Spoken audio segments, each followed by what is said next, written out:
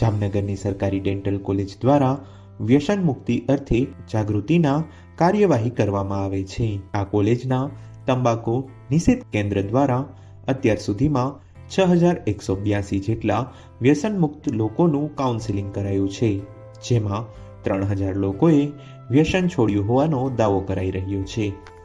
Government dental college અને hospital Jamnagar.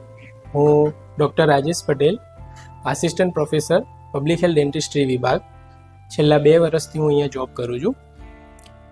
અમારા ડિપાર્ટમેન્ટમાં doctor Rohit Agarwal, professor and head, હું doctor Rajesh Patel, assistant professor, અને ડૉક્ટર ધ્રુતિ પોબારો, ડૉક્ટર અર્પિત પટેલ અને ડૉક્ટર મંજરી ખત્રી. આ અમારો સ્ટાફ છે જે અહીંયા છેલ્લા 10 વર્ષથી અહીંયા વર્ક કરીએ છીએ.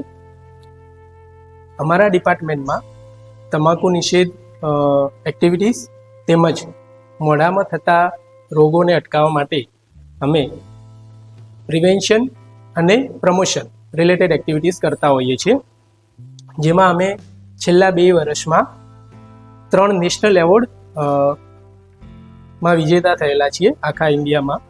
તેમજ પૂરા ભારતમાં આ એક્ટિવિટીઝમાં 180 to 190 ડેન્ટલ કોલેજીસે ભાગ લીધેલો છે. હવે હું એક્ટિવિટીઝ વિશે વાત કરીશ તો તમાકુ નિષેધ એક્ટિવિટીઝ છે, પછી મોઢામાં થતા અલગ અલગ રોગ છે, જેવા કે દાંતનો સડો, પેડાના રોગ, દાંત વાંકા ચૂંકા હોવા. તો આ બધા રોગોને અટકાવવા માટે શું આપણે પગલાં લઈ શકીએ? તો તમાકુ નિષેધ માટે આપણે અહીંયા અમારા વિભાગની અંદર એક તમાકુ નિષેધ કેન્દ્ર ચાલે છે. તો અમારી કોલેજમાં આવતા બધા જ પેશન્ટનું અમે તમાકુ નિષેધ માટે કાઉન્સેલિંગ કરીએ છીએ, જેમાં અત્યાર સુધી અમે 10 વર્ષની અંદર લગભગ 6000 એરાઉન્ડ પેશન્ટનું કાઉન્સેલિંગ કરેલું છે, અને એમાંથી અમે 3000 પેશન્ટને સફળતાપૂર્વક તમાકુમાંથી મુક્ત કરેલ છે.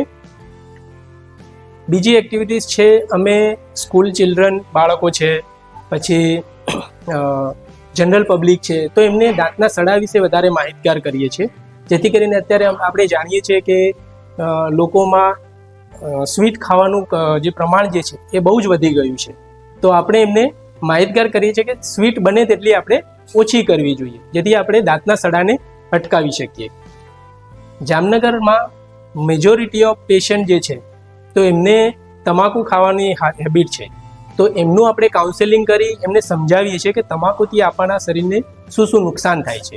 બરાબર છે. ડેન્ટલ કોલેજના આ જાગૃતિ કાર્યક્રમને લઈને છેક દિલ્હી સુધી પણ આ કામની નોંધ લેવામાં આવી છે, અને સતત 2 વર્ષથી કોલેજને એવોર્ડ પણ આપવામાં આવ્યો છે. જે દર્દી આપણે અહીંયા તમાકુ નિષેધ કેન્દ્રમાં આવે છે તેમને અમે તમાકુ વિશે માહિતગાર કરીએ છીએ. તમાકુમાં મેજરલી બીડી સ્મોકિંગ, સિગરેટ સ્મોકિંગ અને જે ચાવાની તમાકુ છે, મેજરલી માવા છે, મસાલા છે, એ વધારે પ્રમાણમાં લોકોનું એની આદત જે છે વધતી જાય છે. તો અમે અહીંયા એમનું કાઉન્સેલિંગ કરીએ છીએ, અને એ કાઉન્સેલિંગમાં અમે એમને સમજાવીએ છીએ કે ચાવાની તમાકુથી એમને શું નુકસાન થાય છે. મોટાભાગના લોકો એ જાણતા હોય છે કે ચાવવાની તમાકુથી આપણે એમનો જે રસ છે એ આપણે મોઢામાં નથી ઉતારતા તો આપણને કંઈ નુકસાન નથી થતું, પણ એ આપણું ભૂલ ભરેલું કે આપણે મિથ્યા વચન છે. તો એના માટે આપણે એમને સમજાવીએ છીએ, અને લેપટોપની અંદર કે ટીવીની અંદર આપણે એમને બતાવીએ છીએ ફોટોગ્રાફ્સને કે ચાવવાની તમાકુથી શું થાય છે કે મોઢાની અંદર ફાઇબ્રસ બેન્ડ બની જાય છે, કે જેથી કરીને દર્દી મોઢું ઓછું ખુલતું થઈ જાય છે.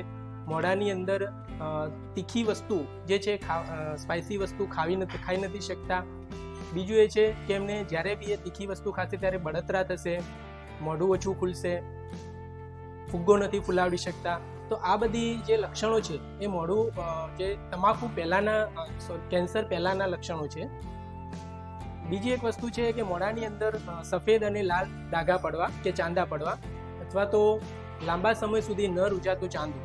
બરાબર છે. 1 કે 2 મહિના સુધી ચાંદી પડી હોય અને ન રૂજાય, એનું રૂજ ના આવે, તો એના કારણે બી એ બી તમાકુ પહેલાંના બધા સ્ટેજીસ છે.